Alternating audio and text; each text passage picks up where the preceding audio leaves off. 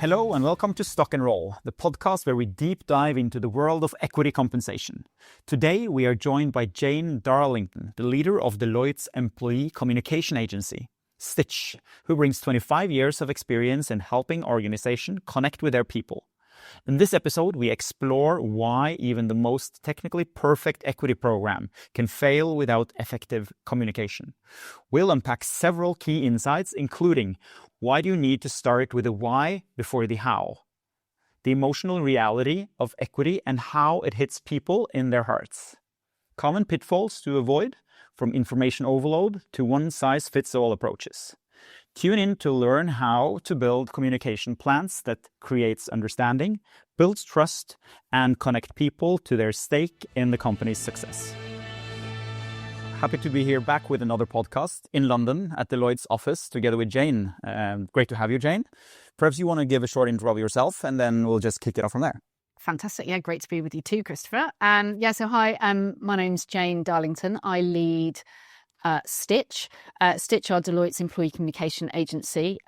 We have a special focus on employee reward benefits and equity communication.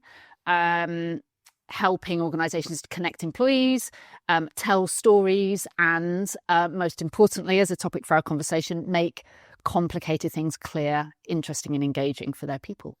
Yeah, I think we had a talk right before we started to record here about like all the different aspects of share plans, and I think like the communication part, it's easy to just forget about it as long as you have the legal parts are done and you just send it out. But I think like personally, it's so dangerous to kind of skip it because doing a program where people don't understand or kind of you don't manage to communicate the advantages with it or these things, it's basically you could almost have skipped doing the program, right?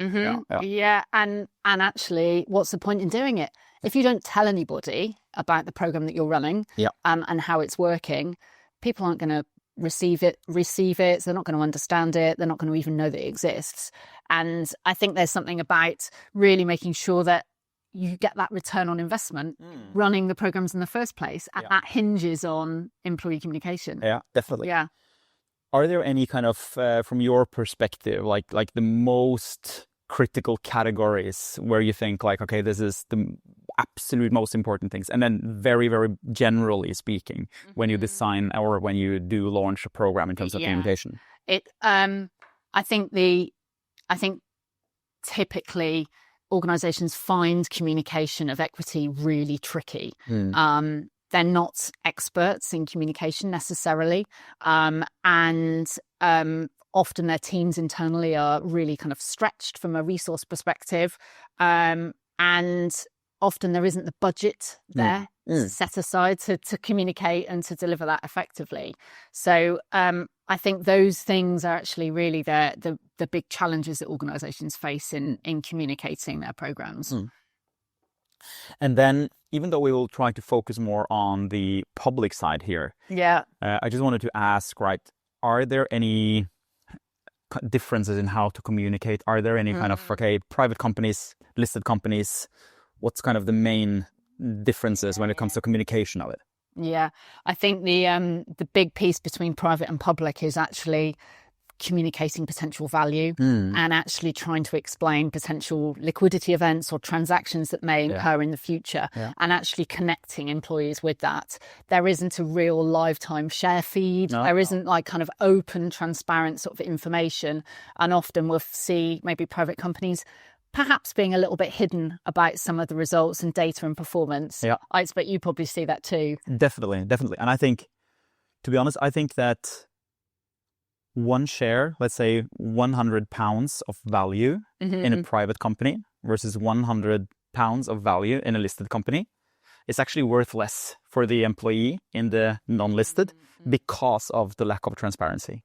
So if you kind of think, of course, it may end up being worth more in terms of payout at the end, but in terms of perceived value when you get it, I think this is a challenge. So I find it interesting. How can you make that closer to equal? You can't just make a share price up that will change in a minute or in a second that it does in a listed environment. But how can you kind of get closer to it? I think it's very difficult. Yeah, and the topic of that perceived value and actual understanding of the kind of value of return is a big piece around financial education, well-being support, which we see quite a lot with organisations, actually really supporting the financial education around equity and how that forms a big part of wider reward, EVP, all of those pieces that fit into an employee's experience. Definitely, yeah. Okay, good. If we now then go to the listed, of course, many of these topics would also be relevant for non-listed because it may be a bit the same. But like people receiving equity, that's extremely different, right? Are there any, from your perspective, how do you adapt the message to the people that are receiving the equity?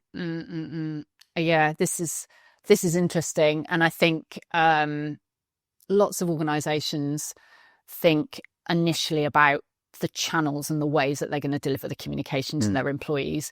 And actually, we would always be saying to organisations, think about why you're communicating in the first place. So before you even start defining your messages or delivering your campaign, actually consider why are you running this program? What are the objectives behind running this? Why are you giving your employees equity? What is the big mission and purpose of your organisation? And actually, once you start thinking about why you're doing it, the how you deliver those messages then becomes important. So we're doing this to, give a share of our business. We're doing this to incentivize our employees. We're doing this to actually bring people on a journey. Yeah. We're doing this to reward people. Why are we actually doing that? And once you've got that, then you can start forming that message and thinking about the creative proposition and thinking about why and how you deliver those messages. Yeah. I think often organizations don't think about, what am I trying to achieve here? What's my take up? What's my performance? What am I doing? Why I've been told by my advisors I need to put this LTI in. Okay, I'm going to do it. Well, why are you doing it? And actually your employees will want to know what's in it for me. Yeah. And I often will say, what is in it for me as an employee when I receive these messages from my organization? So I would say before even looking at messages, think about why. Yeah. Absolutely. Are you often I know that Deloitte do a lot of these kind of design, right? So your team and your perspective on the communication side, how early would you typically come in? Just to kind of understand a bit, because these discussions are often very early, right? Yes. And absolutely communication should form part of that discussion, because actually that's that full employee proposition from an HR and reward perspective. Yeah. How does equity form part of the wider reward and benefit that the employee is receiving? Before you actually start thinking about, okay, what am I going to say? Who am I talking to? What's my audience? And once you've got that kind of understanding, thinking about then who your people are. Yeah. And that is really my next step in kind of, when you're thinking about your communication, who are your employees? Are they blue collar workers? Are they in offices? How are they reading? How are they receiving information from you? Yeah. And actually think about who your people are, what they want, what they need, when they need it, before you start then looking at those messages and the channels. I often talk about, everybody thinks about the pipes and they think about the kind of emails, or they think about the animations, or they think about the videos. Yeah. Well, actually, what is the story that you want to tell people? Because equity is emotional. Yeah. And I know that might be a little bit wild to say that, but it is. This is, you're trying to encourage employee ownership, potentially. Yep. You're trying to encourage wealth accumulation. Actually, this is an emotional part. Pay and reward really hits people in their hearts. Yep. So, really think about the story that you're trying to tell. Actually, as an organisation, this is about sharing a journey together, or this is about the next step in that, or it's about, incentivising how somebody feels. And actually, an engaged employee is more likely to perform better and to stay longer and to work harder. We know that. So being very clear about the communication and really making people feel something when they receive that is going to drive success for you as an organisation and the equity program. I think kind of related to that, and not as like kind of someone working with share plans, but as me, as call it like the founder of Optio. I know that, like we've discussed a bit internally, that ideally we could scrap everything that is with short-term incentives, just saying that we don't need any bonuses. Because of that, let's say that everyone managed at any time to think as a shareholder, including like costs, including where to take bets, including everything. Like if you actually managed to get 100% of your staff to think as the biggest owner in the company, I think you wouldn't need any bonus agreement ever. I think that's, but of course it's almost impossible.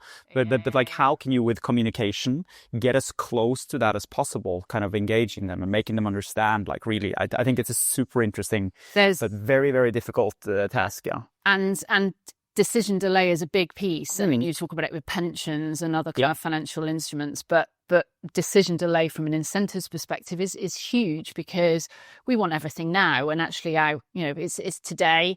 I want the return now. I want to know how something is valued now for me. What's going to happen in a year, 3 years, 5 years, 10 years is quite hard for somebody to put into context. So I think the decision delay is a big piece around equity and incentives. It's interesting you should say about kind of scrapping kind of short-term bonuses and things, and maybe that as an objective. The Deloitte conducted some research last year around early career workforce and interviewed a lot of employees around there in a particular age bracket and their attitudes to stock-based compensation. And lots of those employees actually did say that being an owner was not important to them. The equity for them was all around wealth accumulation. And actually, kind of, I think it was sort of 42% of employees were saying, this is about wealth accumulation for me. This is not about how I feel as an owner. And yet I hear all of the time organizations saying, I've done communication programs that say, act like an owner, be an owner, think like an owner, and using that messaging across there. So there is potentially a disconnect here between what you as an organization, a leader, want to achieve and actually what employees are saying. And my hypothesis here, and I may be very wrong, and I'm biased and everything as well, but I think that maybe if you manage to do enough information, enough training and enough insights, then it would be easier. Because it's like, of course it's very difficult. If you just get a survey, would you like bonuses of this and a higher base salary of this or this? If you don't really know everything within that, you're kind of answering based on not like all the info. And I think, of course, I know it's like a utopia. It's impossible to get to that level. But I think that there's something before that survey that interests me. Like how you kind of make sure that they know that part. It's like, and really, I think that's a long discussion. But it is, and there's a lot of communication theory around informed decision making and participation and engagement and how you drive engagement. And we tend to apply various different kind of ADKA, IDA approaches to delivering communication programs, raising awareness, interest, desire, and driving action for employees in that communication. And that's how you drive your informed participation. And I think organizations often forget this, that they may just do the awareness raising piece and they may stand up on a big stage and say, this is wonderful, as I'm sure you have done. I've told everybody this is brilliant. But if you don't create the interest, if you don't really give the employee the personalized experience, what does this mean for me? I'll say that again. They will not be with you on that journey. Agree. And you have to consider the and you have to consider the action and the continued communication, not just the awareness. Woohoo! You have to think then, what's happening next? And how do I drive those decisions, or how do I drive that action or that performance?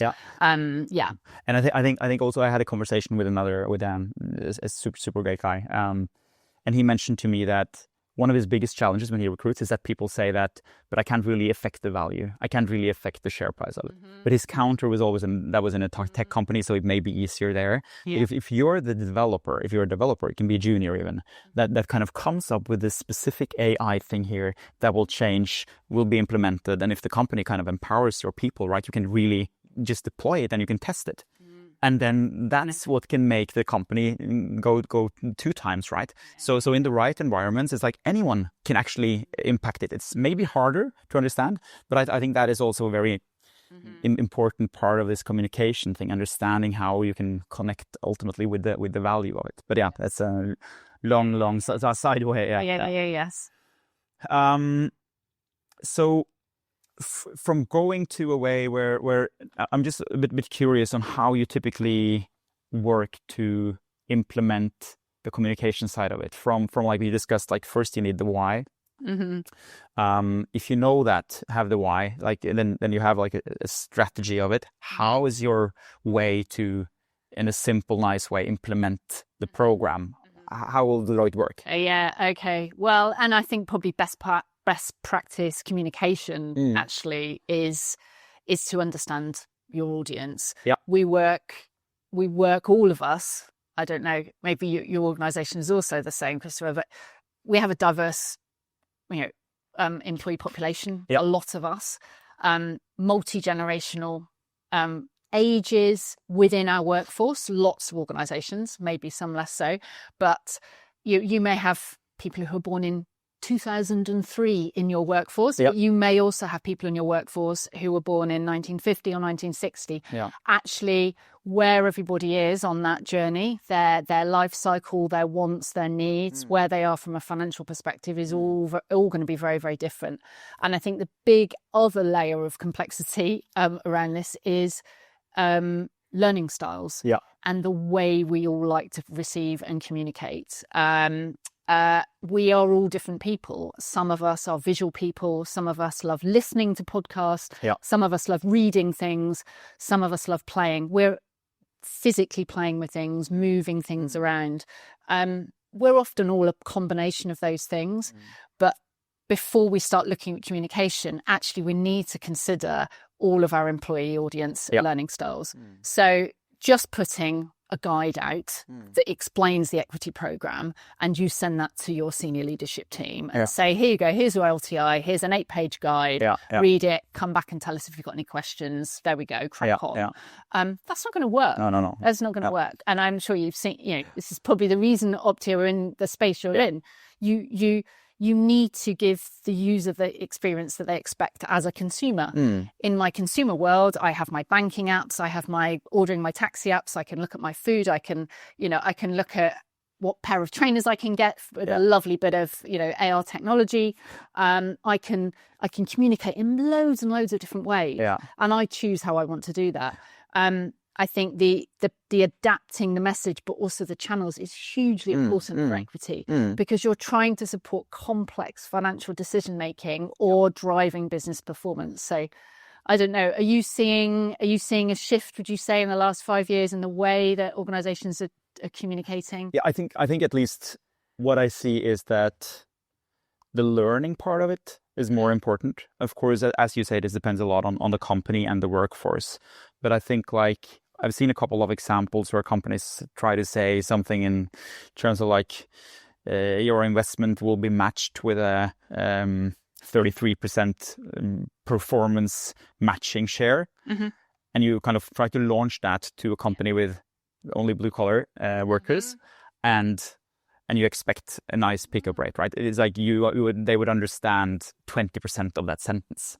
So like kind of, I feel that companies at least understand that more and know that they need to build a bit more learning. Of course, it's a learning material, but I think it's still it's a long way to go, because I think it's like it's always a rush when you launch these plans. I'm not saying always, but very often it's a rush, and these things are very often being put on like a kind of a second priority, just getting it out fast. It may be in connection with an IPO. There's tons of other stuff. But I think still it's like understanding that this is where you can get the perceived value, and you can get actually twice as much perhaps out of your program in terms of motivation and retention and everything if you just kind of spend some time on it. Yes. I think the learning piece is interesting, and it's helpful that organizations should consider multiple communication channels to properly drive that learning. We learn in different ways. So actually, we know that there's a lot of data around gamifying, kind of digital learning, e-learning. You're more likely to retain information for longer. You're more likely to be more interested in it. If you have to click and drag and drop, there is an interactivity in the understanding of the information. So I see something, I reveal it, and I see, and it pops up. That makes me excited. I get a dopamine hit. I see something there and I go, oh, that's right. I see if I put put my share price in and I put into a calculator or some kind of modelling, I can see the performance extrapolated out. If the company performs this way, oh, that's interesting. Yeah. And then I'm more likely to retain. We know from things like animations and videos, we can play a wonderful podcast to people, but if you physically show animation, graphics, visuals at the same time, information retention is kind of 5, 6, 7 times longer. So using communication channels to really enforce some of those and drive some of those behaviours is massively effective. Very, very, and can be very, as you say, time is of the essence, and obviously, but often budget is of the essence as well. And those are probably those challenges that organisations are facing as well. I don't maybe have the time. I don't have the capability. I don't have the capacity within my team, and I maybe don't have those budgets to be able to look at that. It would be interesting. It may be that it exists already, but it would be interesting to see like an example where you have, let's say, 10,000 people in a broad-based plan with, let's say, a matching share to make it a bit more complex than just investing. And you do like 50% would receive just like the standard lawyer stuff of it, and you have another one with a very creative, thought-through setup. And actually see the different pickup rates, because I think it's so hard to compare. So if you say someone do it well, someone not, but okay, they had 5% better discount, or it was in a different country, or it's so hard to kind of really get the good data here. So it's I don't know, have you done anything like that?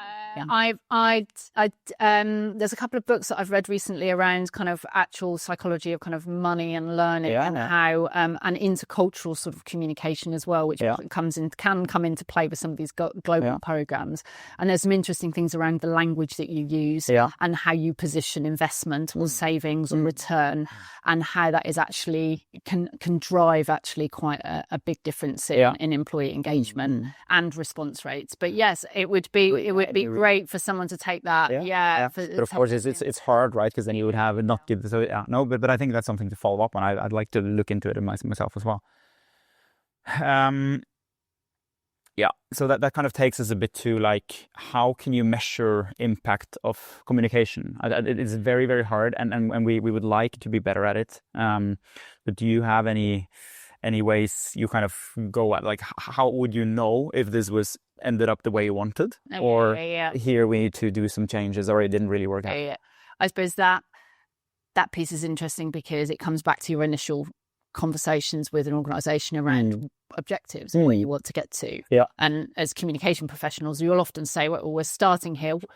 Here's the benchmark. You've surveyed your employees. You're implementing this program. You've had this response. The board have said, put this in. What are your objectives as an organisation? And then using communication to drive that. So, last year we worked with an organisation who didn't have a huge engagement of their planning with their French employees, with their employees in India. And so specifically they looked at communications that could enhance and improve the communication. Take up in those jurisdictions.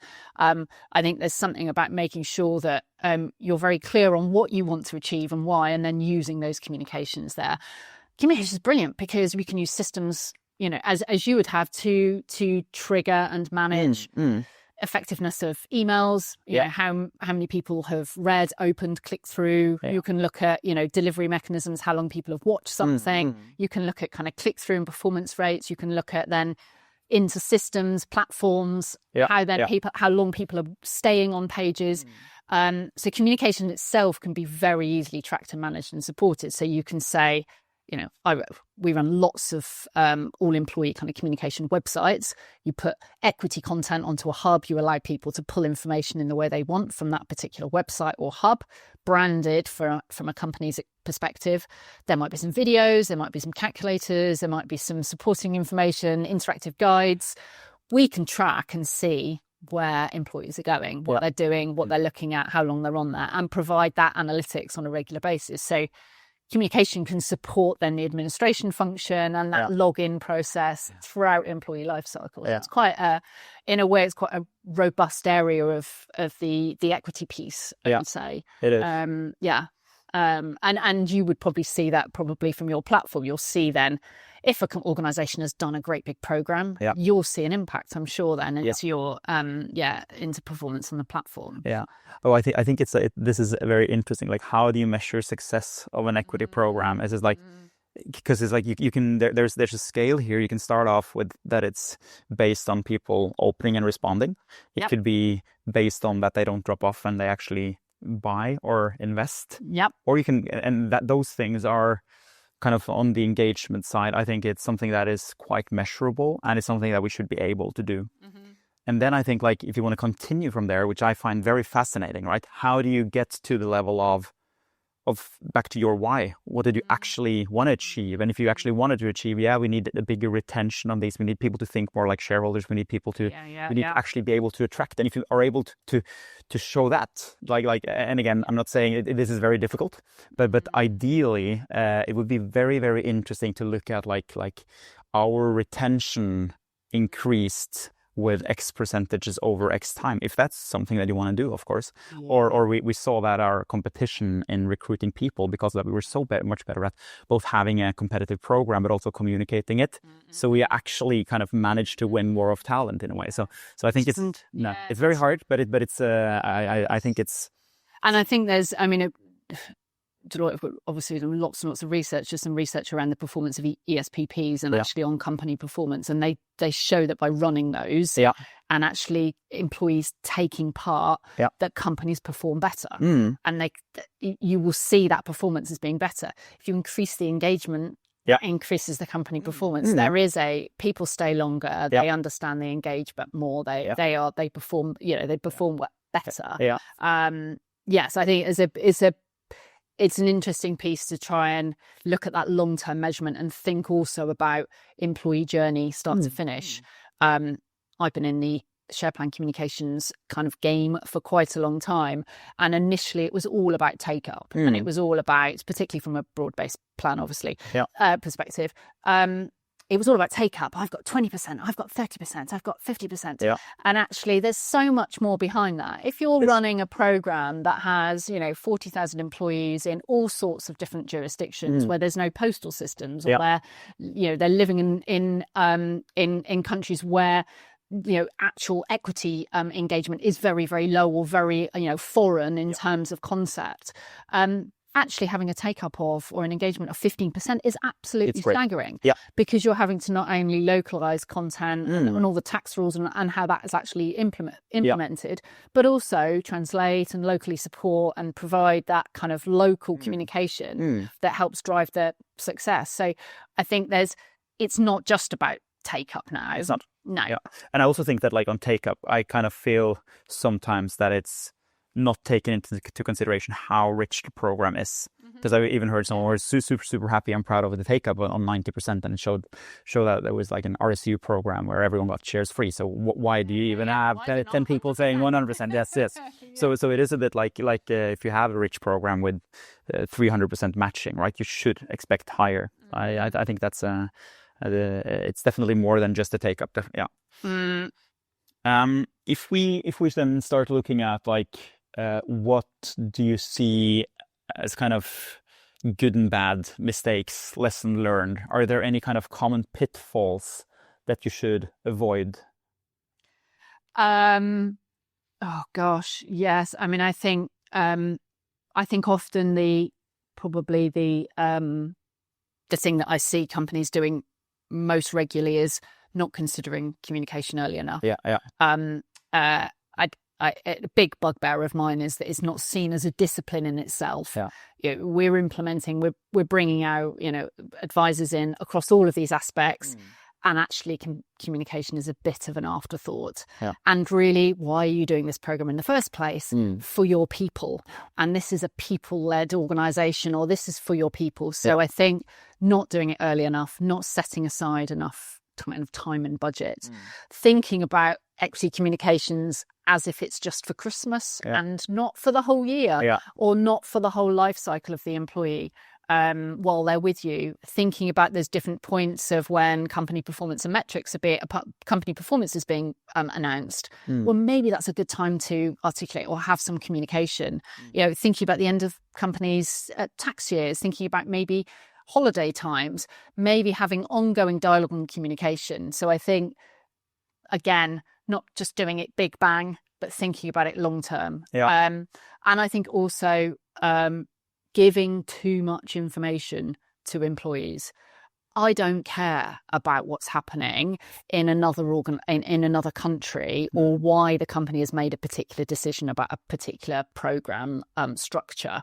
Some of my colleagues might do, but actually, what do I actually need, and what do I want? And I think overloading jargon, it's not explaining what is a matching share. What do you mean by that? Physically explaining those things. So too much jargon and throwing too much in.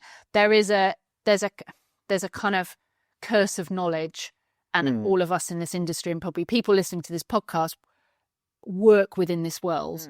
And so there are things that we just assume everybody knows. Yeah. Well, RSUs and PSUs and ESG and others. So they don't. No, Employees don't. They don't understand that. You're working on a production line, you're working in a factory, you're working maybe in a financial services organization where you don't have any understanding of that. So I think that not putting yourself in the shoes of your employee is a big piece. So step back. One of my team will always talk about the granny test, and perhaps it is the running that communication piece by an auntie, a neighbour, a colleague who is not involved in the details of the programme. Does this make sense to you? Are the words I've used actually right here? So I think there's that. Those are probably the big the big things actually. And also I think probably just doing one thing. For all the reasons we've just talked about, equity is complicated. Communications is really complicated. Just doing one thing is not enough. No, one PDF to the email once and then gone. I mean, yes. One of an advisor in our world said to me a couple of months ago, well, you just chuck it all on the intranet, it's fine. And I'm sure he was saying that to make me kind of react. But actually, that's what we'll hear a lot. Just throwing information on. You're investing significant amounts of money in implementing some kind of RSU or long-term incentive program for your senior leaders. Spend time with them, explaining how they can change, how they impact, how this is going to work. And understand that it might be that you have to do this face to face, because your people may want to. People trust people. I don't trust somebody I've never met. I want authentic, real communication from somebody that I believe in.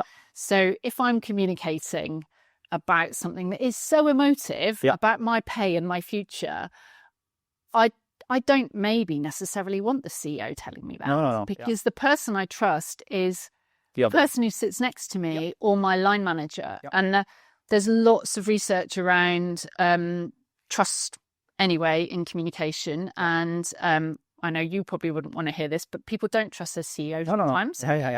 Thank you. They trust their line manager or they trust their colleague. And so empowering those teams to understand. I don't. Does that? No, definitely. I think that's one thing that we did. I'm not saying that we are doing things perfect, because we're definitely not. But one thing we did was that one of the developers that we have, quite junior developer, he's very eager on these topics, and we have, of course, our internal incentive programs, options, and employee share purchase programs. And he had quite a lot of questions to me and the CFO, both like liquidity events, secondary discounts potentially, how will this kind of impact? A lot of these questions kind of started to accumulate. And what we did there was that we recorded a podcast similar to this, only for internal purposes, where he asked me all the questions that he had, and really he was asked to just go all at it. And I think that's a way of it doesn't have to be with the CEO in that case, but like having some very unfiltered way of someone just to kind of dump the questions at someone and kind of having a fully unfiltered discussion. That's of course not at launch because these questions tends to accumulate, but I think like finding a very low key version, because then it is more credible if it's not really staged. Yes, there's a piece around kind of credibility and authenticity and being true to your you know, kind of culture and brand and organization, and actually using different channels in different ways. Sometimes it's very good to have a CEO launch a program. It's come from them. They want to do, you know, they've made this decision, and actually people respect that. But in terms of how an employee agrees 100%. There is often, so we see organizations who are running, you know, webinars, having local team support from from their advisors, so local teams running programs, giving employees takeaways, read this and then come back to the session next week with any of your questions. So you're allowing them to kind of go have a look, make some decisions, talk to their husband or wife or family. This is a decision I might be making, or what do you think we should all do within our home environment or within our financial decisions, and then come back and then ask an expert. So I think the errors are, yes, the things that we see kind of not working well is maybe thinking I can just do this myself, and maybe that's not necessarily the best route. I think on that mistake part, I think it's also very easy to like, I think as in any company, there's always like, if you're not communicating, if you're not transparent and having it quite open, it's a high likelihood that it will turn into some sort of a culture where your employees are starting to, but it will never be anything anyhow. This is just, we said that before. And now it's like the share price dropped and now, and it's like, if you're not kind of doing communication and try to kind of help the narrative, at least it will develop potentially into something which is a much more like talking in the lunch about on the negative side. And that may be right or it may be wrong, but it's just not, you're not really helping out, right? So I think it's and I think this, there's a piece a lot around kind of single sources of truth and controlling dialogue, and actually kind of controlling that message. We see a huge amount of effective communication when organizations communicate with local team managers or plan champions, for want of a better phrase, but somebody who is an expert locally within a particular organizational structure. And there is that's really effective. Somebody says, oh, this person looks like me, they talk with the same accent, they are a similar sort of person, and I actually resonate there. You centrally are controlling that message, so that single source of truth piece is there, but people are learning the right thing in the right way. So giving leaders, giving local leadership, questions you can answer, things you can't, signposting to central sources of information. All of those things are kind of really a kind of effective ways of getting over that. There's some research out around how particularly this early career workforce, so people between the ages of 20 and 30, not actually receiving or trusting information related to financial products and services from their internal communication. And 35% of employees in that age bracket will go to their peers or their family for information about finance. So they're not going to their bosses, or they're not going to their central hubs of information. They are going outside and saying, I've just been asked about this equity program. I've just been granted some shares here, or there's some stocks just come. What would you do, Dad? Or what would you do, Uncle? So I think understanding that peer influence as well of how employees are getting the information that they need to make decisions is also very, very, very important when you're trying to put together communication programs. Yeah, that's super interesting. On that note then, like risk and communicating potential downside, and if we kind of put that on like, what if things doesn't go as well as we hoped? And frankly said, that's closely to 50% of the cases, right? So it's quite common. But to start off first, how do you see and how would you recommend at launch to communicate risk? And this is of course more in investment programs. And when we go back to transparency and honesty, I think being very clear Yeah. with the words you're using, being very transparent about prices may go up as well as down, making your own, taking your own financial advice externally, giving those T's and C's, but in a very clear way, are much more effective. So being clear and concise and transparent from a general kind of perspective, understanding that everybody's risk appetites are different, and knowing that actually you're not going to get 100%, or you're not going to get you're not going to get a response from everybody. I think those ways from a risk perspective, being very, very clear and explaining that there may be bad. There may be bad as well. Yeah. So this is a risk that you are taking, but not to assume that just because somebody is a particular age or particular particular profile that they are not going to be interested. So I'm not saying that a person of a particular seniority, of a particular gender, a particular role is the person who is going to be engaging or engage and have that level of financial literacy necessarily. I think, the risk piece is interesting. Many years ago, we created some communication around kind of different attitudes to risk and try to kind of create various different personas around different people's attitudes to how they would invest, to try and get employees to think about, okay, I'm sort of this person, I have the cash under my mattress, or I'm actually dealing in stocks and shares very regularly in my personal life, so I really understand this and I really do know these things.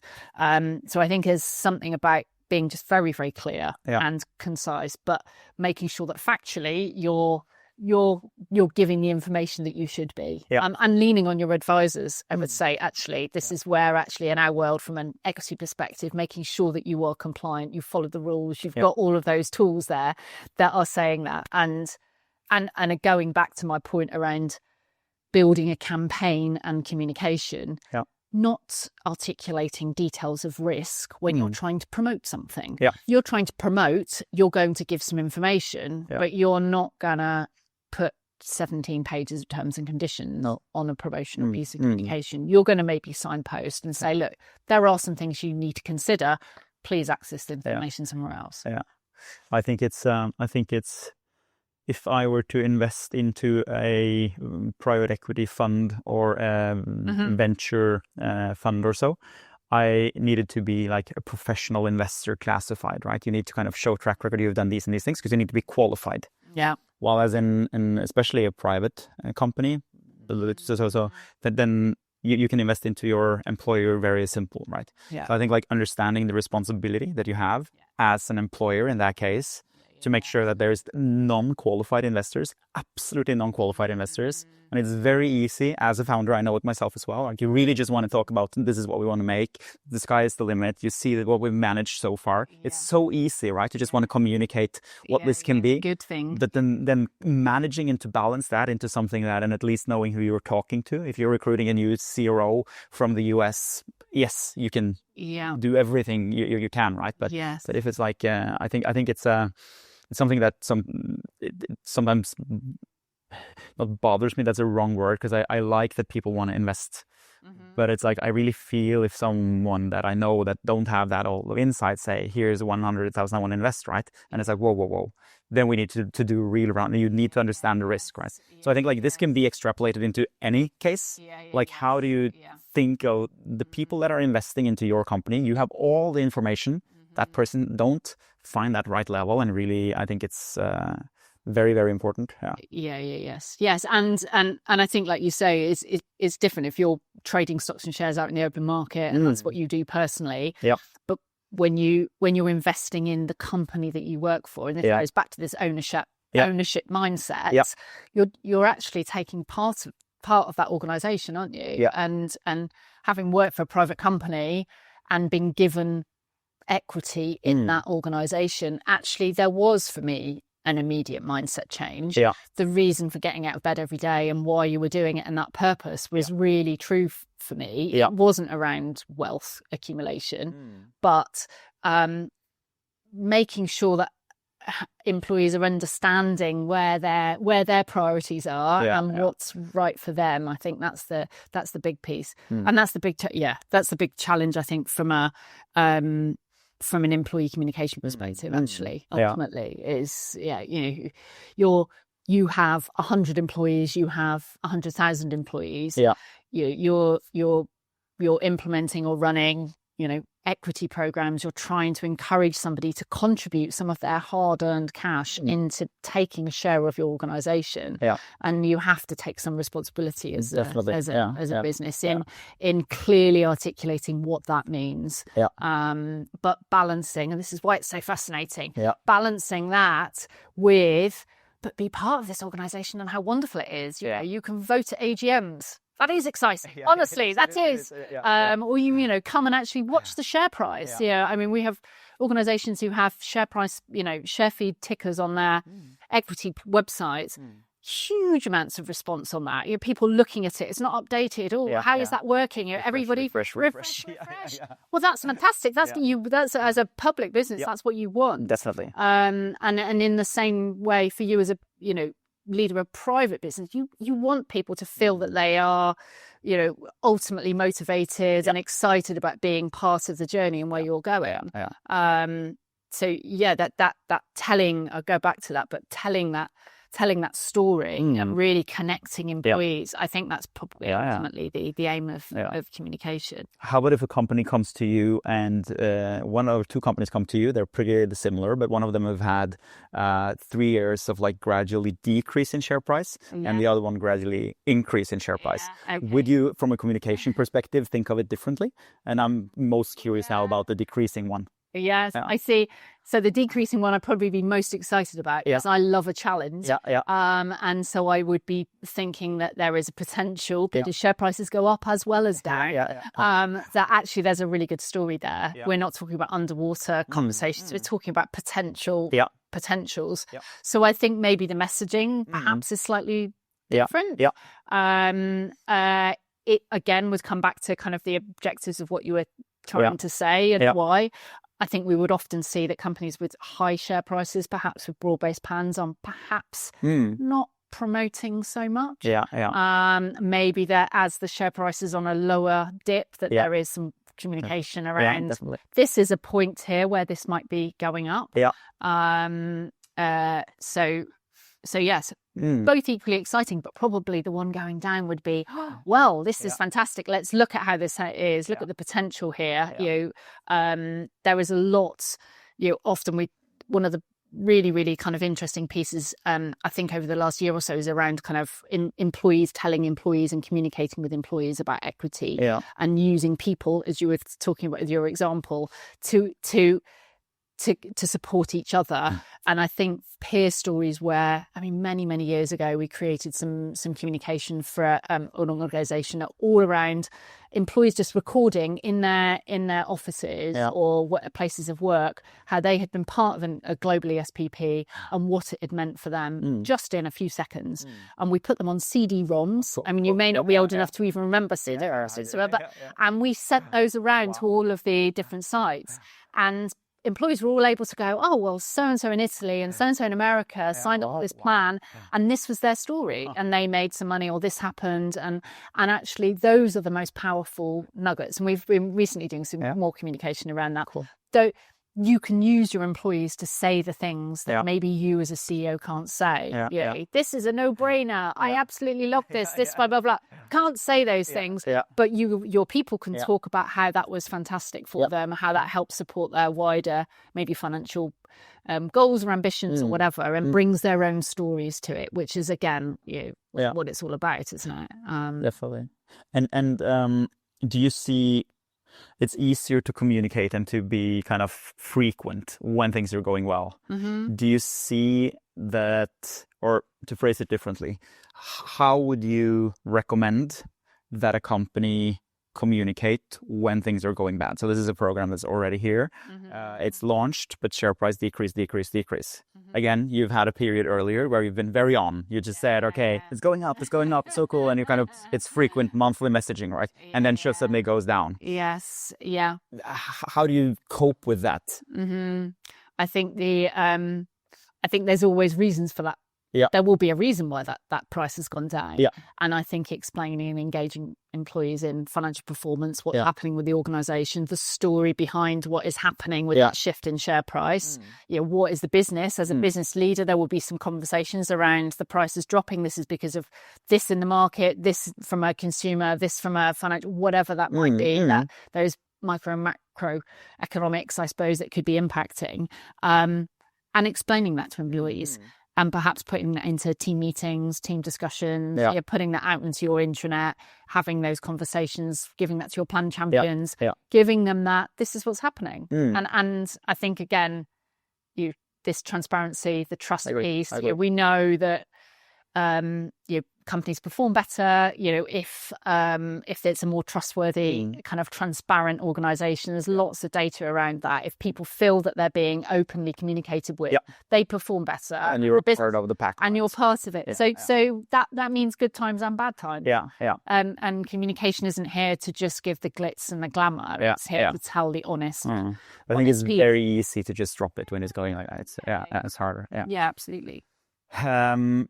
Getting closer to the end here, I have one more kind of item, and this is a bit like general, like looking ahead and kind of course, seeing what's out there now. It's easy to think AI and all these things, right? But it's like, are there any things to kind of look up for or look out and learn?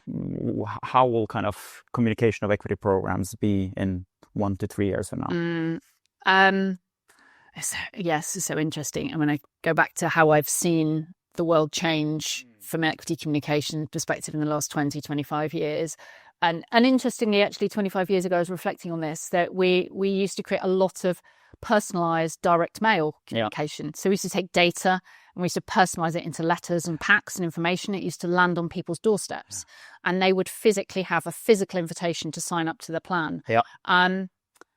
I feel in a way that we have gone full circle because one of the things that I'm really seeing is around personalisation of communication. So digital supporting all of the advancements that are happening in administrative technology, but personalised employee experience and personalised communication. So personalised animations, videos. What is your equity current status? What's happening here? You're kind of, equity wrapped. What's happened in the last year? How is that actually looking? What's your, the winners, the losers? What's your holding looking like, etc. All of those sort of lovely personal sort of pieces. I think personalized communication and digital communication, I'm definitely seeing that. And so using technology to kind of advance those methods. The pieces that we are seeing trending from an HR and communication perspective are all around the things that we talked about, which is trust and purpose and employees feeling valued. The big piece is all around, and you mentioned this earlier about perceived value and understanding the value in return, but financial education and that link into equity forming a wider part of your financial education and well-being. Employees, we've gone through the phase of physical mental health communication post-COVID, and actually I think that what we're seeing is that push out into how does that my financial well-being is the most important thing for me at the moment, and how can I use equity and my rewards and incentives to form part of that. So yes, I think the using technology to really kind of best advance those personal experiences and creating connections. So whilst I'm seeing avatars and I'm seeing a lot of because it's cheap and quick and easy to create an avatar of Christoffer and script him and put him on the screen, nothing's really the same as having Christoffer in the flesh and actually having somebody actually here with you. So I think the connections piece, the human experience is an area where companies are going to need to really just start challenging themselves from a communication perspective. Use the technology, personalize those experiences, get things out. But how are you going to really create the human connection with your organization that was 50? There is now 100, there is going to be 200, there is going to be 1,000. How do you create the human connection? Because that's what equity is all about. It's about human connection and the emotional piece of being part of an organization. No, definitely agree.